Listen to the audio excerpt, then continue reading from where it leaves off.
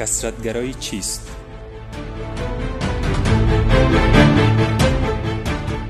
انواع کثرت‌گرایی کدام ها اند؟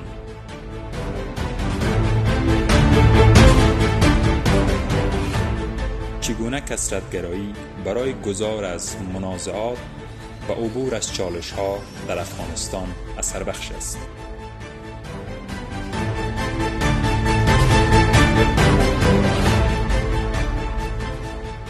راهکارهای کثرت‌گرایی برای رسیدن به ثبات اجتماعی و سیاسی در افغانستان چیست؟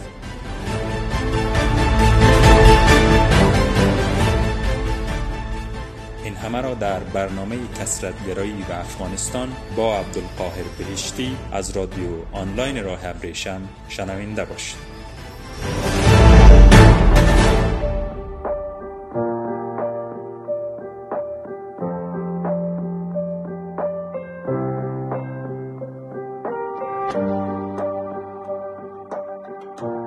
شنوندگان عزیز رادیو آنلاین راه ابریشم، سلام و درود. وقت شما بخیر. با آرزوی سلامتی و کامگاری شما در عرصه‌های مختلف زندگی، شما را به یکدیگر از برنامه‌های علمی و کاربردی بخش رسانه‌ای مؤسسه مطالعات اقتصادی و حقوقی افغانستان رادیو آنلاین راه ابریشم خوش آمدید می‌گویم. شما شنونده برنامه کثرت‌گرایی و افغانستان هستید. در این برنامه اندیشه های کثرت‌گرایی را به صورت علمی و کاربردی مورد بررسی و تحلیل قرار می‌دهیم و چگونگی کاربرد این اندیشه ها را برای گذار از منازعات و حل چالش های سیاسی و اجتماعی در افغانستان خدمت شما پیشکش خواهیم بود. در این بحث من عبدالقاهر بهشتی، مسئول تحقیق مؤسسه مطالعات اقتصادی و حقوقی افغانستان، در خدمت شما هستم. در بحث امروز به مفهوم کثرت‌گرایی و چیستی آن می‌پردازیم. کثرت‌گرایی و واژه‌های مرتبط به کثرت‌گرایی معانی متفاوت را در فرهنگ‌ها یا واژه‌نامه‌های متفاوت دارا هست. واژه پلورالیسم به معنای تکثر، چندگانگی، آیین کثرت، کثرت‌گرایی، چندگرایی، تعدد مقام و تعدد شغل کاربرد دارند.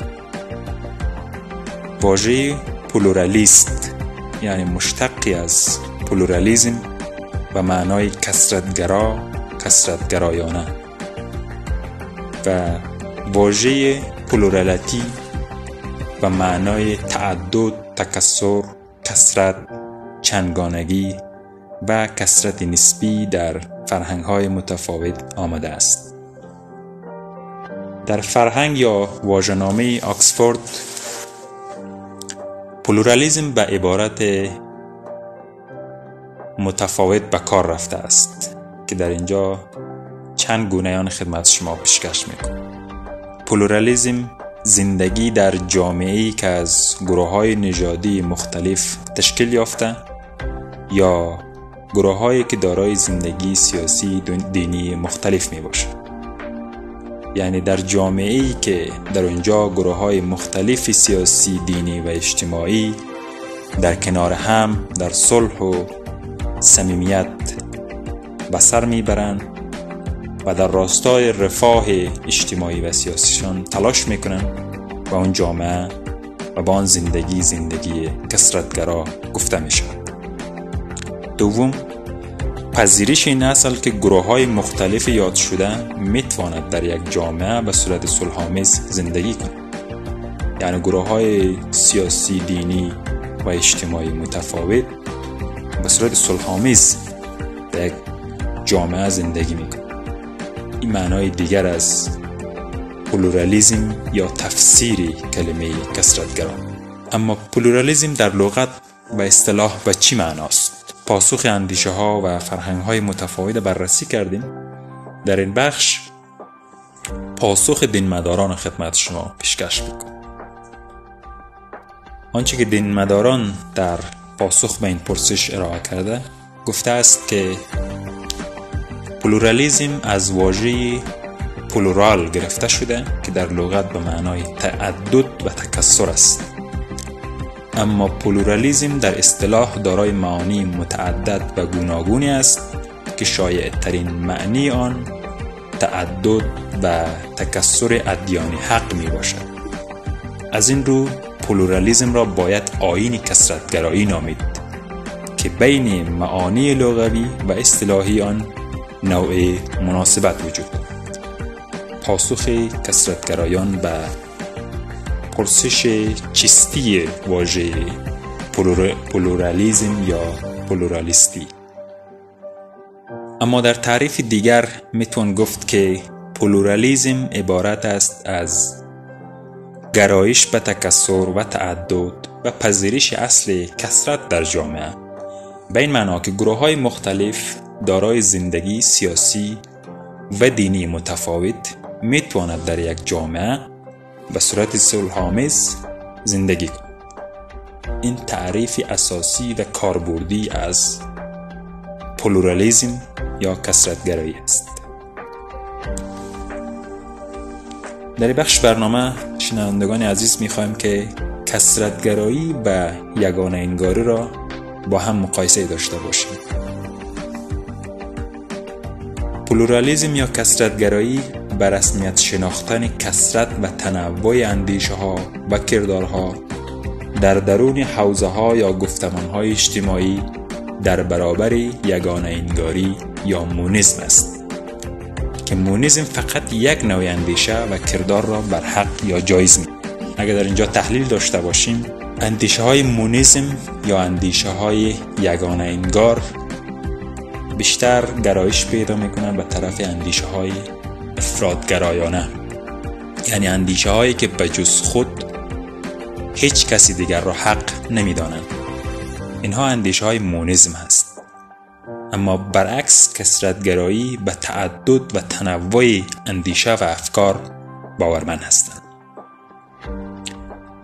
بنابراین مفهوم کلی کثرت‌گرایی به 3 سطح متمایز اما مرتبط به هم تقسیم می شود: روش شناختی، اجتماعی فرهنگی و سیاسی، که هر کدام از این سطوح با معقوله ها یا شاخص های کوچک قابل بررسی و تحلیل هستند.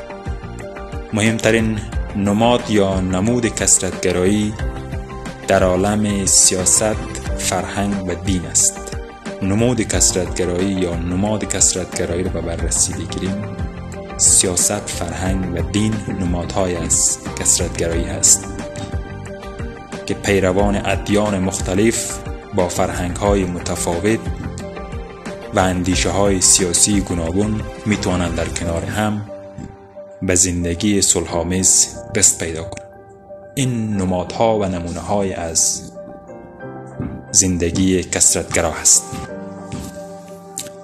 در عرصه سیاست به این معناست که به جای حاکمیت بخشیدن به یک حزب یا یک دیدگاه سیاسی، احزاب متعدد با دیدگاه‌های گوناگون امکان ظهور و فعالیت داشته باشند و قانون از چند صدایی بودن حمایت کنند.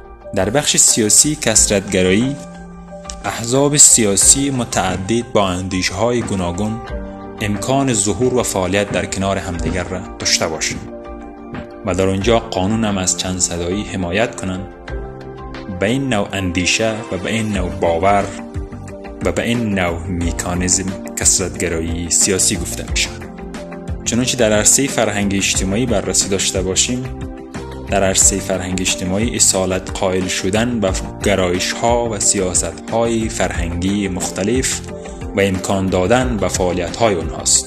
یعنی ما در عرصه فرهنگی یک گرایش فرهنگی خاص را مورد حمایت قرار نمیدیم، بلکه گرایش‌های متفاوت و سیاست‌های متفاوت فرهنگی را مورد حمایت قرار داده و امکان فعالیت و ظهور برشان در جامعه فراهم می‌کنیم در اینجا این امکانات و این زمینه توسط کثرت‌گرایی فراهم است که ما میتوانیم این نوع الگو از کثرت‌گرایی را در جامعه افغانستان خود ما و شما زمینه سازی کنیم و قابلیت تطبیق چند فرهنگی را برآورده بسازیم تا در صلح اجتماعی به سر ببریم.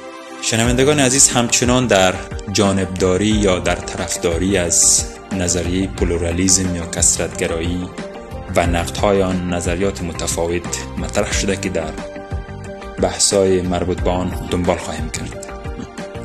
و همچنان در طی تاریخ بشر هیچ جامعه‌ای نبوده که به صورت مطلق کثرت‌گرا یا یگانه انگار باشد. در هر جامعه مراتب از این دو گرایش به چشم می‌خورد و معمولاً در حوزه کثرت‌گرایی جایز و در حوزه دیگر ممنوع می‌باشد. ما در جوامع مختلف انسانی در جای دیدیم که کثرت‌گرایی ظهور و بروز کردن و در جای دیگر مونیسم یا یگانه انگاری. در جایی که کثرت‌گرایی رشد کردن و امکان فعالیت داشتن، اونجا اندیشه های مونیسم یا افراط‌گرا به گوشه رانده شده است و منزوی شده. اما در جوامعی که اندیشه های مونیسم یا یگانه انگار مورد پذیرش جوامع قرار گرفتن، اندیشه های کثرت‌گرایانه کنار گذاشته شده است. اما در اینجا با استفاده از فرصت میخوایم خدمت شما پیشکش کنیم که در جامعه مانند افغانستان که در اینجا در جامعه ما و شما تعدد قومی، تعدد مذهبی، تعدد لسانی، تعدد فرهنگی وجود داره، میتوانیم که اندیشه کثرت‌گرا را در جامعه یا اندیشه کثرت‌گرایی را در جامعه ترویج کنیم تا به ثبات اجتماعی و سیاسی در افغانستان دست پیدا کنیم و از منازعات تاریخی اجتماعی و سیاسی در افغانستان رهایی پیدا کنیم. همچنان در جوامع کوچکتر، بویژه در جوامع ابتدایی یا در میان قبایل مستقل و جدا افتاده، بیشتر گرایش ها یگانه انگار حکم فرماست و معمولاً افراد آن یک نوع عقیده و عمل و باور داشته و عدول از آن به خروج فرد از اجتماع منجر میشه. در میان قبایل مختلف، قبایل و اقوامی که به یک عقیده و باور هستند، در اونجا گرایش ها یگانه انگار هست، یعنی گرایش های مونیسم حکم فرماست و هر کدام از اعضای قبیله یا قوم بخواه از این یگانه انگاری عبور کنه به معنای خروج از همون اجتماع و قبیله است. این در سطح جوامع بسیار کوچک و خرد است. اما این اندیشه را بیم در سطح جامعه افغانستان مورد بررسی قرار بدهیم غیر قابل تطبیق است، چون جامعه افغانستان متشکل از اقوام و ساختارهای متفاوتی قومی و اجتماعی هست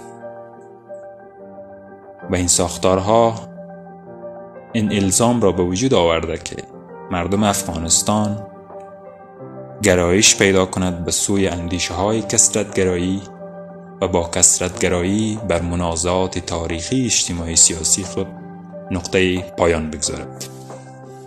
شنوندگان عزیز، بنیان اصطلاح کثرت‌گرایی را مشارکت مردمی از طریق احزاب و گروه‌های تصمیم گیرنده و عدم تمرکز قدرت در دست یک فرد یا دولت تشکیل میده. چون این مشارکت از انحراف قدرت جلوگیری میکند و مصالح عمومی را هم تأمین مینماید.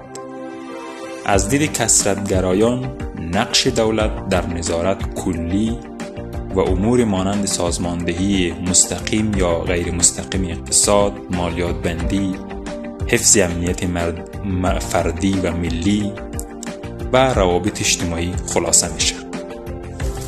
در جامعه پلورال، مشارکت سیاسی به حضور افراد در انتخابات منحصر نمیشه. یعنی در جامعه کثرت‌گرا تنها حضور افراد در انتخابات منحصر نمیشه. یعنی مشارکت سیاسی به معنای حضور افراد تنها در انتخابات نیست، بلکه افراد در عرصه‌های گوناگون سیاسی و اجتماعی و فرهنگی دخالت و نظارت می‌کند و شهروندان فعال هستند. یعنی در جامعه کثرت‌گرا یا الزام به وجود آوردن جامعه کثرت‌گرا شهروندان فعال هستند. شهروندان غیر فعال نمی‌توانند که جامعه کثرت‌گرا را به میان آورند. از سوی هم حضور نیرومند احزاب و گروه‌ها در چنین جامعه‌های به افزایش تصمیم گیری مردم از طریق احزاب می انجامد و موجب نظارت بیشتر بر کار دولت مردان و سیاستمداران و کارگزاران سیاسی می شود. از سوی هم احزاب علاوه بر نقش جهت‌دهی به دولت و نظارت بر آن، تفکر مشارکتی را نیز تقویت می کند و با آموزش اعضا آنان را به طور خودکار به مشارکت فرا می‌خواند. در جامعه کثرت‌گرا تفکر مشارکتی نسل به نسل منتقل می‌شود. ممکن است با تغییرات نیز همراه باشد، اما در مجموع ذات و اصل تفکر مشارکتی نسل به نسل انتقال پیدا می‌کند. ممکن با تغییرات کمی همراه باشد. جامعه متکثر از رسانه‌های گروهی نیرومند برخوردارند که جریان‌های سیاسی را حتی هدایت می‌کنند. اما اصلی ترین و درونی ترین ویژگی این جامعه آزادی‌های فردی و اجتماعی است. یعنی در جامعه کثرت‌گرا با حضور احزاب نیرومند و رسانه‌های گروهی نیرومند، آزادی فردی و اجتماعی در صدر و در اولویت این نوع جامعه قرار دارد. ویژگی‌هایی که بدون آن نه تنها احزاب و انجمن باقی نمی‌مانند تا مشارکت حاصل شود، بلکه انقلاب‌های اجتماعی موجب زوال حاکمیت می‌شود. یعنی بدون آزادی فردی و اجتماعی هیچ حزب و انجمن فعالیت کردن نمی‌تواند. محور فعالیت احزاب و انجمن‌های سیاسی و اجتماعی بر محور آزادی‌های فردی و اجتماعی است و در صورتی که احزاب و انجمن‌ها و اجتماعات، گروه‌های سیاسی از آزادی‌های فردی و اجتماعی عبور کند، انقلاب و زوال حاکمیت در آن جامعه از برآیندهای این نوع برخورد خواهد بود. شنوندگان عزیز، در این قسمت برنامه پلورالیسم و همزیستی مسالمت آمیز را با هم به بررسی می‌گیریم. یعنی چگونه اندیشه های کثرت‌گرایی موجب زیست مسالمت آمیز یا زندگی با همی می‌شود. اگر منظور از پلورالیسم را مدارا کردن و همزیستی مسالمت آمیز برای جلوگیری از جنگ‌ها و نزاع‌ها بدانیم، مورد قبول و تایید هم است که در نظر گرداننده برنامه و منابعی که دسترسی داریم، پلورالیسم را در راستای همزیستی مسالمت آمیز در افغانستان ترویج می‌کنیم. یعنی در افغانستان امروزی با گرایش‌های متعدد سیاسی، اجتماعی، فرهنگی و قومی و زبانی، تنها پلتفرم یا تنها زمینه‌ای که میتواند پیوندهای اجتماعی را به وجود بیاره و این میان این کتله‌های مختلف اجتماعی سیاسی پیوند مستحکم را برقرار کند، اون زمینه پلورالیستی یا کثرت‌گرایی هست. یعنی در پلتفرم کثرت‌گرایی همه افغان‌ها در کنار هم میتواند به زندگی مسالمت آمیز و صلح اجتماعی دست پیدا کنند. یعنی این که باید کثرت‌ها به عنوان واقعیت‌های اجتماعی پذیرفته شوند و مصلحت جامعه این نیست که مردم به جان هم بیفتند، بلکه باید همزیستی داشته باشند. 40 سال پسین ما شاهد چالش‌ها و منازعات بزرگ اجتماعی سیاسی بودیم که به قیمت خون جوانهای ما تمام شد. بنابراین آنچه که میتواند افغانستان را از این وضعیت نجات دهد، ترویج اندیشه های پلورالیستی و کثرت‌گرایی در جامعه افغانستان و عمل نمودن به اندیشه های کثرت‌گرایی و شاخص های اندیشه کثرت‌گرایی است که همدیگر را بپذیریم و در کنار هم زندگی کنیم، به زندگی مسالمت آمیز دست پیدا. به این معنا که در جامعه‌ای که دو فرقه در عین حال که گرایش خاص و متفاوت از هم داره به هم احترام می‌گذارن و عملاً با یکدیگر درگیر نمیشن. این از مصداق‌های اندیشه کثرت‌گرایی است که با وجود تفاوت اندیشه‌ها و گرایش‌ها میتواند زمینه زندگی مسالمت آمیز را فراهم کند. مثلا شیعه و سنی را در جهان اسلام اگر در نظر بگیریم باید به مدارا و برادری با هم زندگی کنند. در عین حال هر کس نظر خودش را صحیح و نظری بقیه را نادرست می‌داند در مقام عمل برادرانه زندگی کنند. چنانچه در مقام تئوری و نظری ما بر حق بودن نظری خود تأکید داریم، در عمل باید احترام به باورها و عقاید همدیگر را سرلوحه زندگی خویش قرار بدهیم تا به زندگی مسالمت آمیز دست پیدا. این مفهوم از پلورالیسم یا این نوع برداشت از کثرت‌گرایی در قلمرو اسلامی و ادیان توحیدی کاملا مورد قبول است. ما میتوانیم از این نوع پلورالیسم در بین دو فرقه از یک مذهب، بین دو مذهب از یک دین و بین دو دین الهی پذیرفته باشیم. به عنوان مثال، پیروان اسلام و مسیحیت و یهودیت برخورد فیزیکی ندارند، بلکه با احترام و ادب نسبت هم برخورد دارند و با هم رفت آمد دارند و تجارت می‌کنند. این پلورالیسم به عرصه فکری و نظری ربط ندارد. کثرت‌گرایی حتی در قرآن و سیره پیامبر هم مورد تأکید قرار گرفت. یعنی با وجود فرقه ها و مذاهب مختلف اسلامی، مسلمانان باید در کنار همدیگر به زندگی مسالمت آمیز ادامه بدهند و فرقه های اسلامی نباید موجب گسست اجتماعی در جامعه اسلامی شود. با توجه به همین ارشادات سیره نبوی و قرآن کریم بر مردم افغانستان الزامی است که کثرت‌گرایی را الگوی زندگی مسالمت آمیز خویش قرار دهند. این نکته را از یاد نبریم که تلاش فرهنگی و روشنگری در راستای زندگی مسالمت آمیز ترویج اندیشه کثرت‌گرایی از وظیفه شهروندی و اسلامی همه باشد است. بینندگان و شنوندگان عزیز رادیو آنلاین راه ابریشم و پایان این برنامه رسیدیم. شما را تا برنامه بعد به خداوند یکتا و منان می‌سپاریم.